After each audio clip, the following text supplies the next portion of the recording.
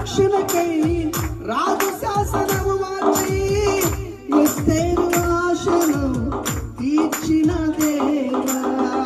యూదుల రక్షణకై రాజు శాసనము మార్చి ఎస్తేరు ఆశను తీర్చిన దేవా.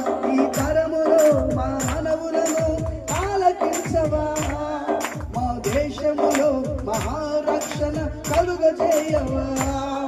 ఈ తరములో మా మనవులను ఆలకించవా, మా దేశములో మహారక్షణ కలుగజేయవా.